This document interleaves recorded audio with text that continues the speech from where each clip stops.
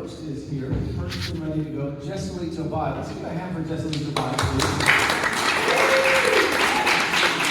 You might also know him as Jesse.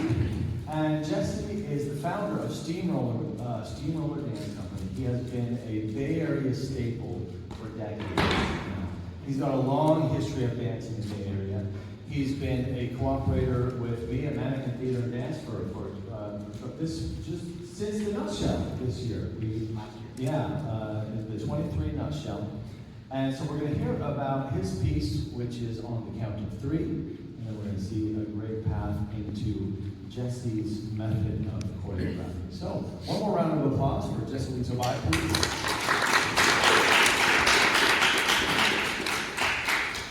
I'd like to thank you all for showing up on Saturday. So when Nathan approached me about doing the festival, he asked me, well, what's your idea for the piece? I said, well, I want to choreograph something real time. Now, I don't know whether or not we have been entirely successful, but it definitely has some elements of that. So I'm working with 2 dancers who danced with me before, Janesta and Kevin.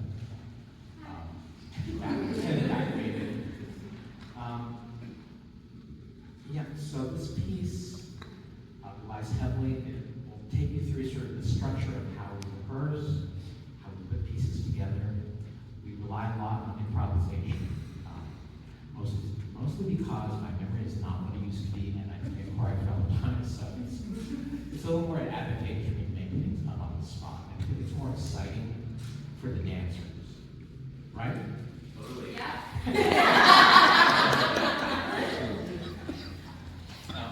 It certainly is, gives me a charge, form, and spacing not knowing. And that's what's talking about. Have you read Twilight Parks, the book about the creative process? No, because I hate Twilight. I don't hate Twilight, I just think she gets deep. But she's talking about, in the book it mentions the empty room as the space or the place of unknowing. And it kind of spoke to like during rehearsal one time, they asked me, Jesse, what comes next? And I looked at them and I said, I don't know. And they told me, well, that's the space I approach things. Like, sometimes I just don't know, and we'll discover together. There's a lot of discovery to be made. And that is really interesting to me. I hope it's interesting to you. Like a lot of the reason we use improvisation is because I'm 56. I've been dancing in the Bay Area for 30 years. So as you can imagine, I am pretty, what do they say, it's not the years, it's the mileage. There's a lot of mileage on this line. Lots of injury. We were teching on Wednesday, and I was doing something where I was standing on like the other 2 dancers' shoulders, and I fell from the top. And right as the legs are going down. I was like, I just on here, legs come up, and there's Jesse. My dancers are very sweet. They're like, Jesse, do you have a concussion? I don't think I'm not assuming into the symptoms, but I'll make sure I'll watch out. So yeah, there's a lot of mileage on the process. So I do things that are about caring for the dancers, caring for myself within the piece. Like I just tell people, look, I'm not gonna make you do anything that I want to do. And that leaves a lot of room for that. Pretty crazy. But you know, like they have agency within the process to say, no, that is dumb, that's scary, or that's gonna hurt me. And like I like that there's room in the process for them to speak back and say, no, you are nuts. Or like this would work better, this feels better on my body. So, you know, yes, I drive it, but I also listen to my dancers. Like they are so integral to what I make. Literally would not be on stage because I hate doing solo work, but also like the people I bring to the process are so important to creating the finished product. And yes, like this will be kind of finished, but not really, because it's so that's very much in that space of not knowing. Like we really don't know what's going to happen until the music goes on, the lights change. Then we'll be making decisions right on the spot. You'll see that in real time. I feel like I should save something for the panel discussion, but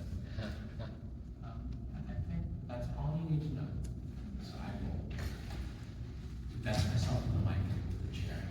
start.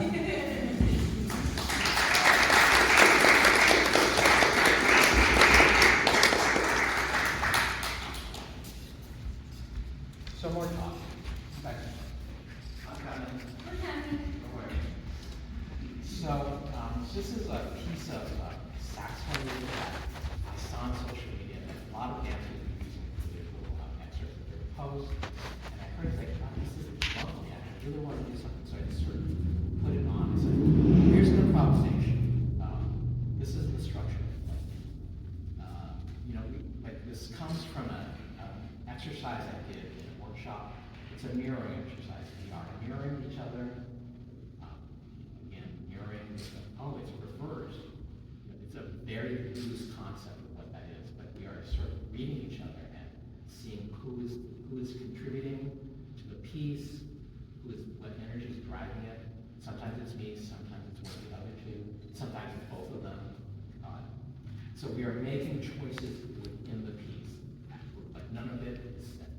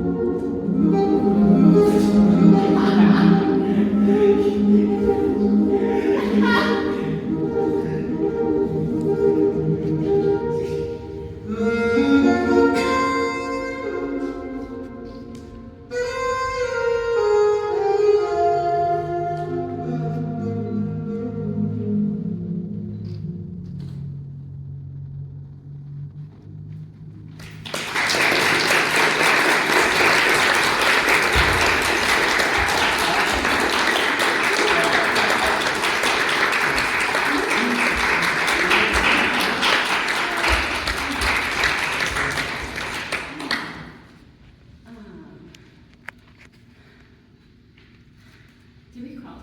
Okay. Okay. We totally did. I like crawling. Yeah, me too. Oh. Oh my God. Yeah, I guess, yeah. Very much sure. So what we're doing is we are strategizing. We are selecting moments from this improvisation that we like and want to move forward and drop into the final section.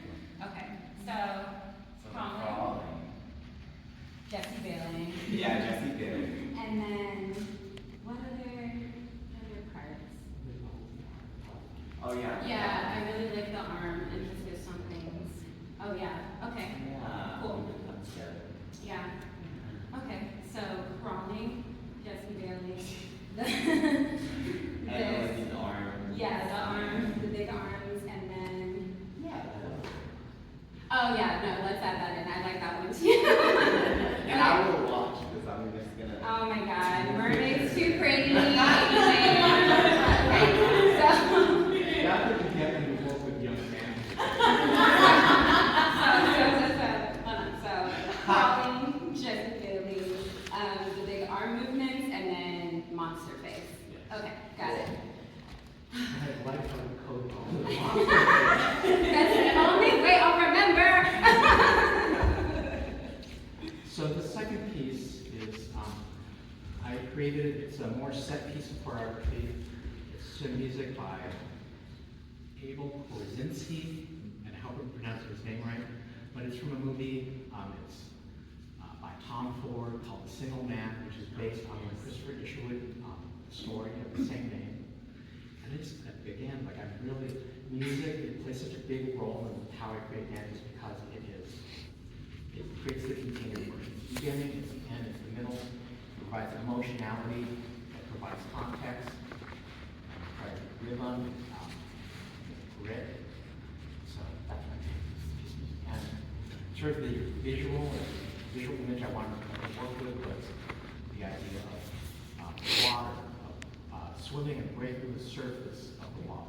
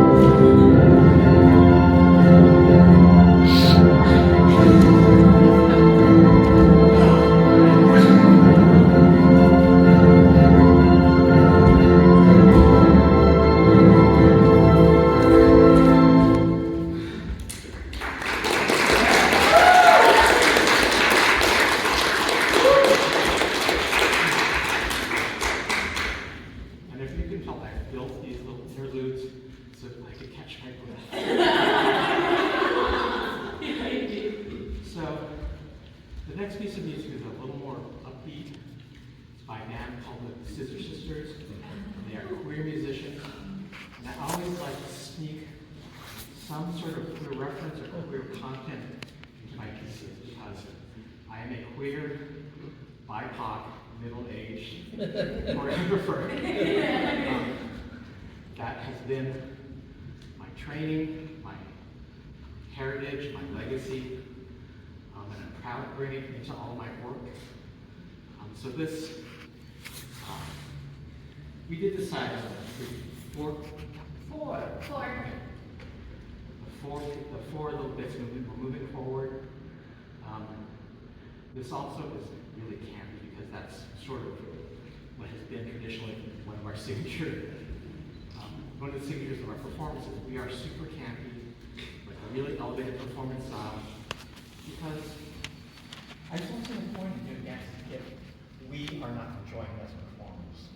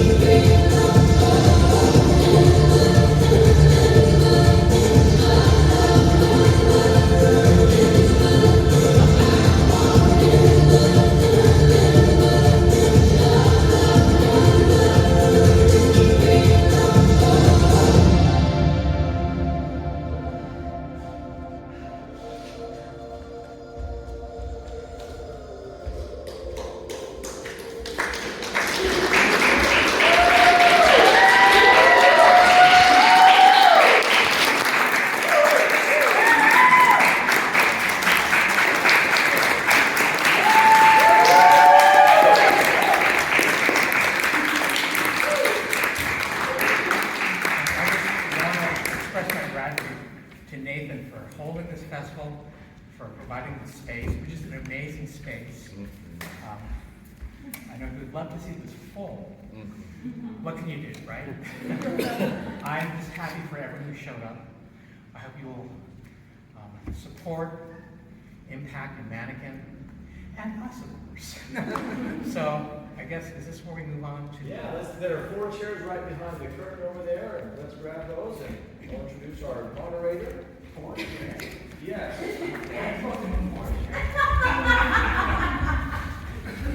Probably find some helpers. There we go. Ladies and gentlemen, can we have another hand, please, for Jesselito and dancers?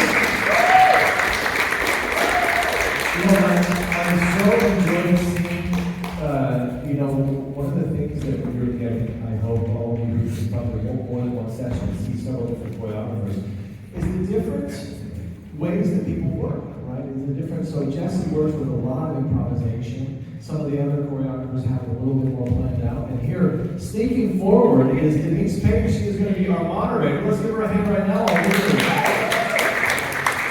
Denise currently serves as the Director of Community Investments for the San Francisco Arts Commission.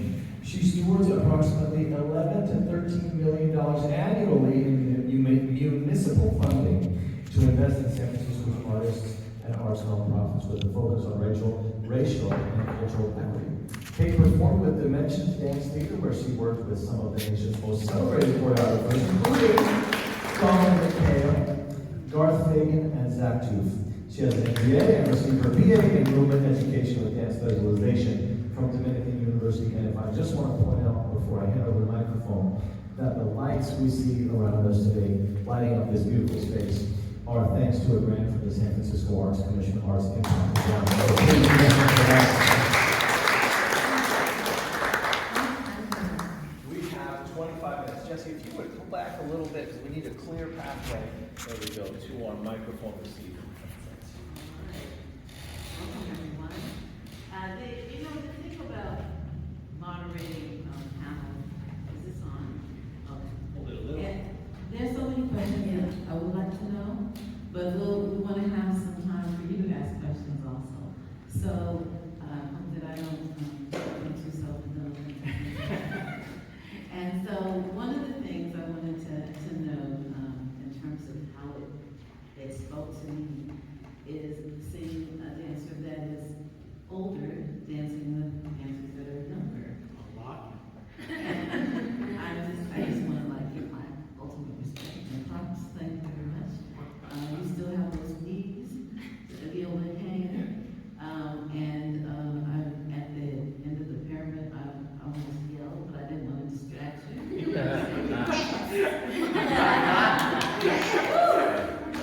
Up there, and so I'm really very impressed, and to see you dancing, it gives us all hope.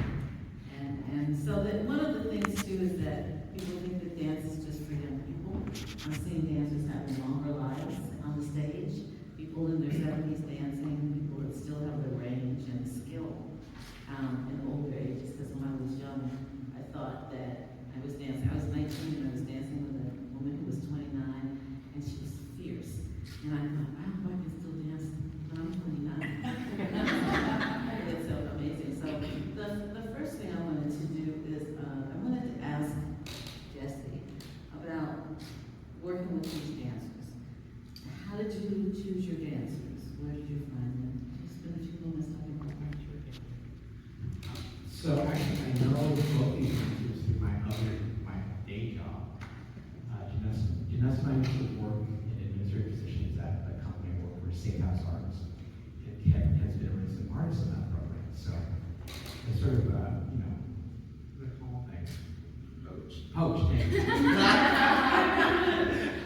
Because I don't have access to these things. Like, I can't have call auditions because no one will come because people don't remember. People don't even know that STEAMROLLER has been around for 30 years, which is so disappointing. I literally have survived. I've outlived a lot of my colleagues. Like, they have retired. They're like, oh, I had a baby, or one time I had one. I'm becoming a computer programmer. Like, really? How interesting is that? Understood. Age, different parties, but this is always a priority for me. Like, I was in the therapy session. My therapist said, what brings you joy, Jessie? Like, This brings me joy.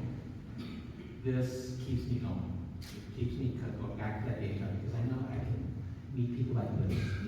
And they, like I said, they inform a lot of events. They bring a lot of who they are and what they see, which makes what I'm doing richer and more complex.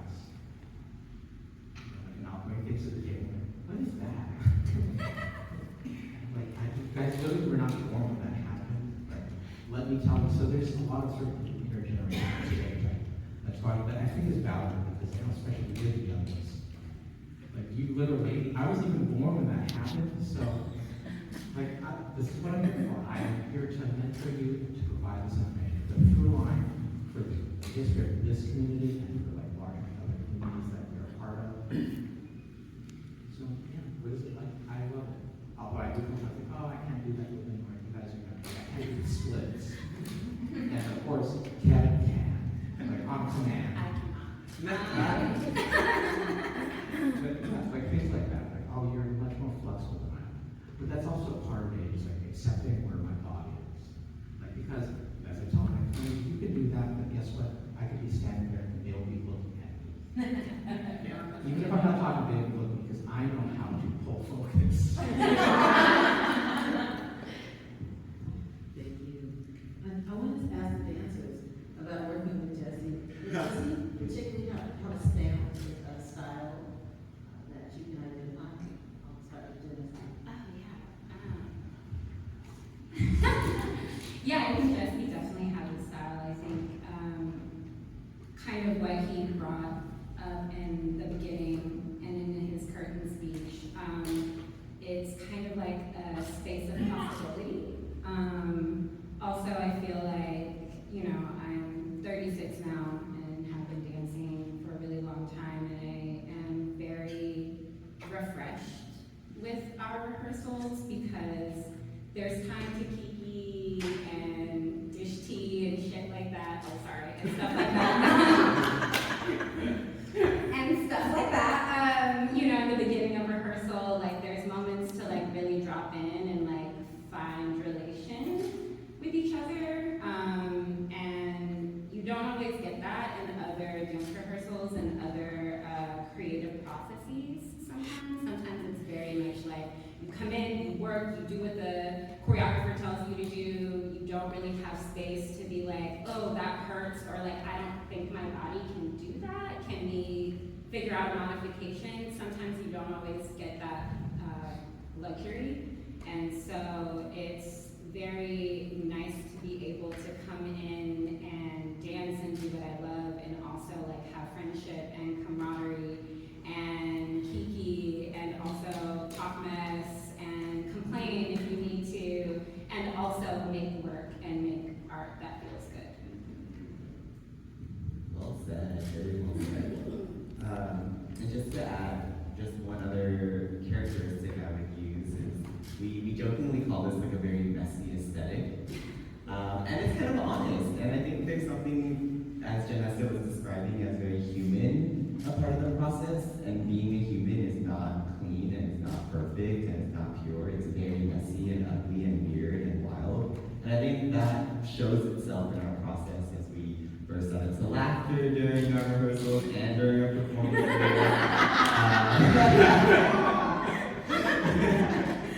Yeah, I think it's this honest human relationship that I feel when I'm working with Jessie. And that has, like Jessie mentioned, that mentorship influenced my approaches and my approaches to leading rehearsals and working with people to really treat them as humans and not as machines and robots. All right. So Jessie, explain to me, like I'm a 5-year-old, okay? If it's improvisation, what are you rehearsing? Like, part of this piece was sort of identifying things that happen. So there's that practice of being really conscious of what's happening in the piece, like when you're improvising, so that it can be replicated, so that we can remember, oh, that's why there are code. We have code and things like, oh, the monster pays, or Jessie drops fails. It's something that we can like, remember and sort of try and recreate. Because it does happen on the spot. It's not going to be perfect. And I don't expect it to. And it's part of queering this performance. because as audience members, we're trained to view dance in a certain way. It's perfect, technical. Like your leg is so high, but obviously, like we said, Kevin, this is about the humanity of the dancers on stage and our relationship, which I think is refreshing. Just like I said, I mean, I say this jokingly, but part of me doesn't really care what the audience gets out of this. It's more what we get out of this. And I think that will translate to you as a viewer. Like if we are enjoying ourselves, or if we're having a moment on stage that's honest and authentic, you will too. Like when we're laughing, or when someone puts their cold hands on my bare chest. Like you will feel that too, because it is an authentic moment. So what we rehearse when we're doing improvisations is, like, we'll discover something. Like if I give a prompt, I say, I want to work with this sensation of like this prompt. And sometimes it works, sometimes we keep it, sometimes it's like, oh, well, it's something we explore. It's something we put in the bank, and we'll come back to it later. So it's never set up, it's always potential. And I think that's what, if anything, we're sort of exploring what potential is. Like what the edges of the improvisation is. Like, so I'll say, no, that felt. Like because the sort of point is to mirror each other. Like Kevin also stands out to the side, fixing his hair. So that actually became part of the rehearsing. It's like commenting on Kevin fixing his hair, or fixing his hair, period. I'm just gonna do it. But And I mean, mirror, not mirror that. Exactly. That was kind of like, oh, we discovered that was amusing to us, was a real moment that happened. And really, it was funny. Very engaged in making his hair perfect. Yeah. Just like I didn't pull it. Thank you. So it's been many years since I've been a young dancer in a college dance program. Do they still have classes in colleges or in studios that are on improvisational dance? I think they do more. You get it more when you enter the professional world because it's not a codified form. I mean, it is really. There are people who've been doing improvisation since the 60s, since the practice was discovered, and there were certain, again, it's hard to codify things that happen in the moment that are spontaneous. But I mean, there are things you discover, like how to take care of yourself. Like when you fall, what happens? So there are lots of somatic things, like when you discover your body, am I strong enough to actually take this person's weight, or am I giving too much weight? And that idea of responsibility, who is responsible for what? There's lots of that. And learning to have this dialogue in the moment. Because sometimes it doesn't happen verbally, but I like to talk to my dancers. That's really, because in the next section is where that part of music. But sometimes it just happens, oh, your weight is there. It's pouring into me a certain way, my body's going to react that way. I just have to react in a certain way. If there is a moment when you jump in and I start lifting, I realize, oh, this is just work. I wasn't getting the result. Okay, I have to drop this because otherwise I'll be so out of the next section. So I mean, again, being able to switch that quickly and make choices that are beneficial, it takes practice to do that. And it takes practice not to injure the other videos, because I think this is where skin on both your back. Yeah, you did today. I just thought, I'm going to do this, and I do what I'm thinking, I think it's fun, I'm not going to kick anyone in the head. And that's again comes with having done a lot of comedy improv, having been kicked in the head. So yeah, you learn, they're not like your lessons you learn, how to avoid getting kicked in the head. You learn by doing it, and it's hard to sort of pass on the strategy. So a lot of this is semantic practice, it gets in your body. Because I feel like you guys have some experience with contact improvisation. Yeah. I mean, what about IBM for the company? That's all they did. Can we just do a pop record? And they're always amazed when I did something really technical. Yeah, you really did. It's yeah, because I just graduated from college. Great. I want to give it No, I got it.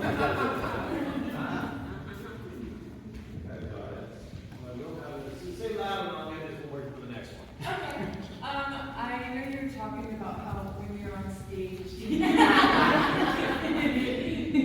Oh my God, your eyeshadow. When you're on stage experiencing like an authentic moment of joy, like the audience will feel it. And obviously, like we totally did. Yeah. And like I imagine this work is really healing. So I was wondering if you guys could speak on like that healing or maybe like inner child healing because there's a lot of play involved in it.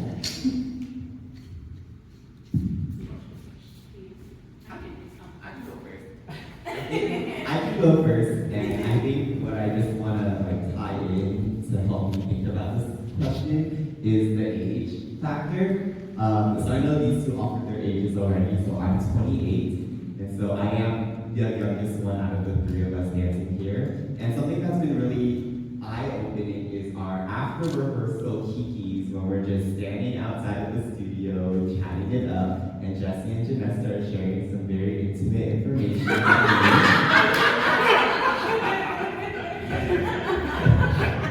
And while it's like, I'm just standing there just receiving all this information, very detailed information on this ad, it's feeling in the sense of like, it's giving me permission, it's giving me a space to like allow myself to be that version if I want to be that version in that moment. And in these rehearsals, I feel that way with Jessie and with Janesta here, that I feel like I don't have to be what I grew up as, the perfect, always have to get it right kind of dancer, with a very stoic face and very like crisp and clear like lines. Like these two have given me so much permission to breathe and to be that inner child that I am at the age of 28. Amazing. Yeah, there's a lot of like inner child's healing that comes from this. There's also like a lot of like younger adult dancer Janesta healing that comes from this as well. I think there was definitely a point where I took a break from dancing because I really just felt like there wasn't space for me. It was either you're too much, you're too little, you're not this enough, your turnout isn't this enough, you know. There's so many things that come with being a queer, non-binary, Black dancer, being in this world. Some is unspoken, some is seen, and some is not seen. And so for a while, I kind of took a step back from dancing because I didn't feel that there was place and spaces for me. And then, you know, I met Jessie. And then, you know, Jessie sharing all of this like wild information with me, and I'm just like, oh snap! You know, and like wild information that I identify with, but also like don't tell anyone because I'm afraid people will look at me crazy, and then I'm like, oh, we can just be crazy together, like, wow! And so being able to bring in aspects of being human, being able to bring in aspects of messiness, and also like leaning into some of your quirks and imperfection, which I think as younger dancers we really are told like there's no space for that. It's really cool to lean into that and see what happens creatively. Yeah. And I didn't mention this, but like this configuration, the company is constantly changing. Like the cast changes all the time. And I have to say, I am so happy that this cast is all queer and BIPOC. You know, because usually I have like one token like straight dancer. You know, and I don't sort of consciously or I don't sort of pigeonhole them. You are my straight cisgender white dancer. They just are. They're people I know that I like. And like really, a lot of that is like about this human connection. Like, if we're gonna be rehearsal for 2 hours, I have to like you. We have to like being around each other because that would make for a miserable 2 hours. So I'm so happy that we're kind of on the same page, and thank you for mentioning the inappropriateness. And also like the healing. You know, for 30 years I have been in some pretty like traumatizing situations with partners who are like that. Like, you are not good enough. And I've seen other companies that do that. They will say you don't have the right body type, you're too fat. That is what we're working against, working to make space for everybody. And I forgot to tell this in my sort of opening speech. I was driving to a big campus, and the person driving was like, "Well, you're Harvard. You must have studied a long time to do that." I was like, "No, literally anyone can do this." And it was like, because everything in our culture is constructed around choreography. You wait in line to get your coffee. You do not cut in front of that. You stay there until the person moves. And so it's a very well choreographed dance. It's just being aware of what's happening around you. Like, yeah, and I always tell people, I don't care that you don't have training. I can make you dance. I will find a way to make you dance on stage. That sounds horrible, but I will find potential in you to move. And that sort of opens it up to everybody, and also brings more people into the form. There's so much of this, I can't do this, and it makes me feel so exclusive, and I don't like that. There's exclusivity on many levels. Oh, you're not the right color. You don't have the right look. Your body type is not right. I'm like, no, there is room for everyone. Sorry. That was great. That was wonderful. It makes me think about the beauty that we have in the Bay Area, where I'm hearing there's space for everyone, and the dance community, in the community. And as we continue to see people work on acceptance, I grew up in LA, so dancing in LA was very different from dancing in the Bay Area. It still is. But I'm hearing this whole thing about be you. There's space for you. There could be a company there for you. And so I appreciate that as a dancer, as a BIPOC dancer, older dancer, and elder in the community. And also one of the things I wanted to know when you were talking about spending time together, meeting with Kiki, before we started today, and I was standing in the corner listening to you all talk, I was cracking. And that was part of my experience. I wish we could do that. We could go in the dressing room and listen to the dancers talk. Because I remember those days. That was all part of the experience, and just some of the things that they were talking about. And I'm further away from the dancer now since I'm a funder. And so I don't hear those conversations. And people normally don't have those conversations in front of me. I think they won't judge them. I'm not taking that. I don't make decisions. But anyway, but then that's the thing about when you become a funder, people don't have certain conversations. They don't always have authentic conversations in front of you. But it was great. It was refreshing to hear you all talking about. I don't know what you got. And then just and how Janesta was saying something about your makeup, and there was something still. And I thought that was on purpose. And she said, "Did you want that here?" The camaraderie that they had was really refreshing. So, are there any other questions that the community has, that the audience might have?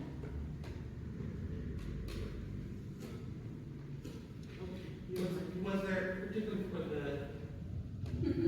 younger dancers working with Jessie, was there anything from your past training and or experiences as dancers that you found helpful working in this improvisational process, or that you found that you had to let go or forget about as you were working in this process?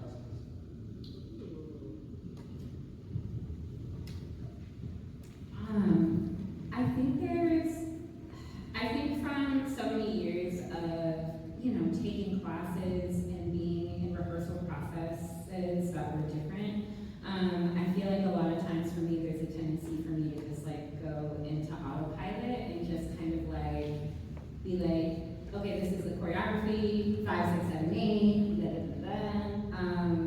And I feel that with Jessie's process, there is more of a need to just be present and be present with the group that you are dancing with, and also realizing that that ebbs and flows. There could be one rehearsal where I'm feeling off or I'm going through something, and the group knows about that, and that's informed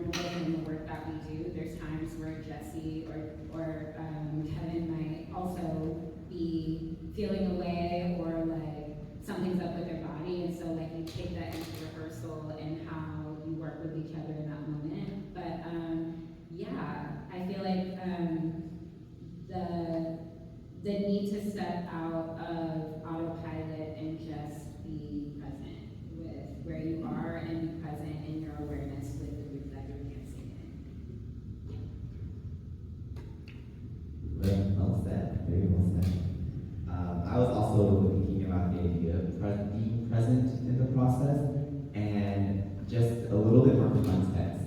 I haven't been working with Jessie for the last 2 years because I was away in grad school.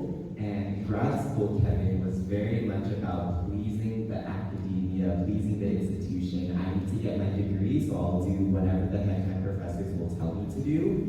And in this space, like, again, it was that, like, freeing, healing, like, here I am having the permission to just be me in the ways that I want to be me.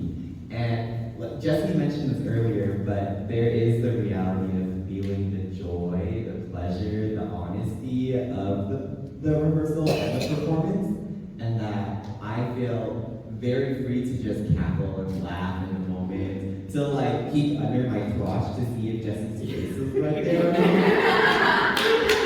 Yeah, there was real honesty in the moment, and it was great to bring that in as having 2 years of not having as much freedom in that way. So, Jesse, do you have any last words you'd like to do this week? You talk about me, which I thank you for talking about being an older dancer. Because it's something that doesn't get discussed because it's a young person's game. I look at you over there, like, oh my God, how old are you? And the feeling, the weight of it is just like, wow, I've been dancing for a long time, my body is on limits. Like, I think we're rehearsing, it's like a 5 o'clock, it was 5 o'clock, we were all tired. I really didn't do anything today, my body doesn't want to move, but yet I did it. And that last portion where I'm standing on the shoulder, we each did it. And I was trying to get like, oh no, you can stand all the way up. And like, I know Janesta was very like, no, I'm not doing that. But I do this thing where I lie on the ground with the piece. Do this, and I actually have to stand all the way up. But I think at some point it's like, Jessie, you do this. Again, it's like a sense of agency. It's like, oh no, Jessie, this was your idea. Why don't we take care of this? But I did it, right? You did. Yes, you did. More than once. Yes. But they're like, I love like how flexible they were. Like just sort of like these weird ideas. Like, okay, I'm going to stand between both of you, and I want you to yank on my arm as hard as I can. It's hard to get. I want to feel what that feels like. I'm not sure what it looks like. I have video, but today you're doing really hard. I can't do anything off my center. Which is exactly what I want. And then just you pick up and you start pulling just as hard. That was like within like, oh, finally. But yeah, a lot of this was like things finally like I don't know what it was. Maybe it's the performance. Like we're at that level and we're actually fulfilling things that I sort of set as promise. So much love. Like thank you for coming through. And granted, like this is not sort of the design rehearsal process. We put this together in like a month. Like 5 rehearsals. 4 or 5 rehearsals. Yeah, which is like really crazy. I mean, because most companies will like work on something for like 6 months to a year to really craft it. But as a colleague of mine told me after seeing it, was like, you know, your stuff is really sloppy. I'm like, oh, excuse me. But you know, like the more I hear that, the more I realize that is part of the aesthetic. Like I literally will run over the technical and say, music's not loud enough, or start music, or the lights are wrong. Like I told Mike, our light was like, look, if you miss a cue, don't worry, I'll just yell at you from on stage. You know, there really has to become like people expect it when they do it. Oh, Jesse's gonna run to the tech booth and like start this music. You know, and that speaks to the reality of the situation. Like, I don't have enough time. I can't hire someone to do it. I have to do everything. Like this morning, I got out to make sure your costumes were washed and pressed. It's like, good Lord. What other artistic director does this? I don't think Margaret Jenkins does. I mean, come on. Huh? Probably in the old days, not anymore. She has a costume. Yeah, exactly. But it speaks to like scarcity and the reality of the situation. Like, I don't have that kind of budget, and so guess who's doing all that work? I mean, not only am I dancing, I'm choreographing, I'm scheduling, I'm interacting with Nathan, I'm designing lights, I'm putting the soundtrack in. This is crazy. Like, this is not really letting me do like the art that I would like to make. It's the art that I speaks very much about the reality of the situation, which is you have to do everything, including performances. We had a fourth dancer who dropped out. They told him, oh, I can't go. Really? Like, we can modify everything, as I told, like, I was people when they come to rehearsal. We'll modify things to suit your body, because I want people to have a long dance night, and I don't want you to hurt yourselves. You know, like, me, I don't really care about that stuff. I mean, but again, impressed at 56. So, I really like some popular shoes and a cigarette. See, they're the only dancers I know that still smokes. Again, like generation stuff. I just like ballet dancers stand up. Like I would ride behind them as a ballet. Their dancers have like something right on. Thank you. Like for me, it's a legacy tradition. It's so healthy, but I'm surprised I wasn't outside competing with a cigarette in my hand, but I will not complain. Denise, we have one more question. I want you to know, I love the first piece you did. I love them all, but I love the first piece and I started reading them. There's something else that's so striking. It's the lights. And staccato quality, faster house. But when you start a piece, who decides how the lighting will be? Is it the choreographer? I work with a designer and I tell them like this is the mood, and like Mike will say, well, I have this look, and then like I also told him you can add things during the piece, like because I can't see it.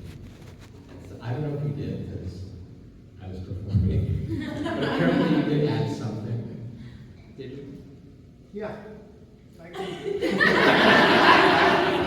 sorry for trying to stop.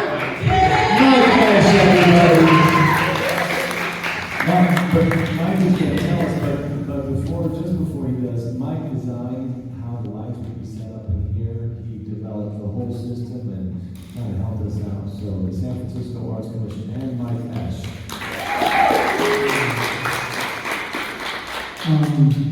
Regarding lighting, yes, I'm a professional lighting designer and I work in all mediums. And part of what I do is I try to create a visual world that encompasses the mood and atmosphere of the dance. And often choreographers are driven by their music choices. And so often what I'm doing is trying to tune into that. And of course every piece is different.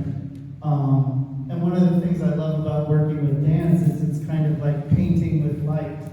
And so trying to create worlds that are evocative and that enhance and support the movement, but yet not overpower it. So it's finding that line, and that's kind of my craft. And sometimes it's, what I've often said is like, lighting design deals with negative space, as in the areas that you don't see, the light and the void.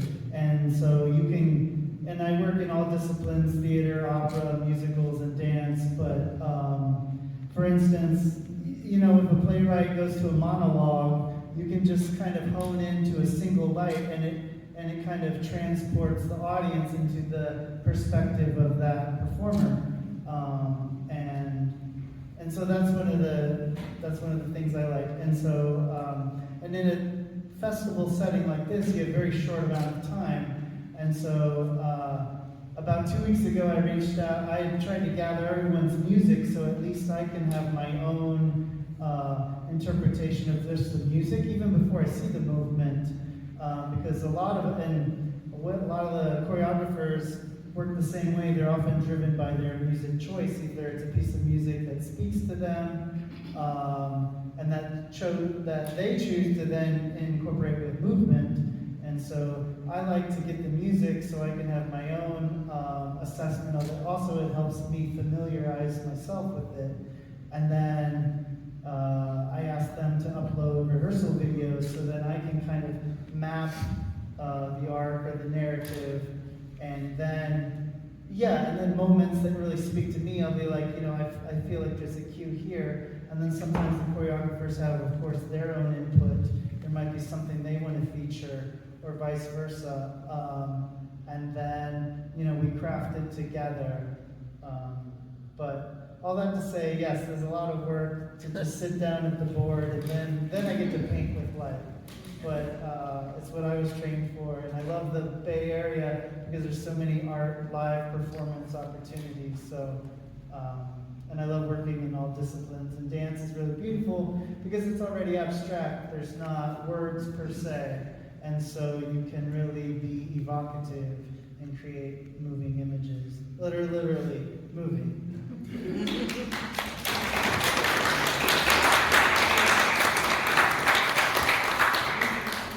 Last round, anything, you know that we're inappropriate.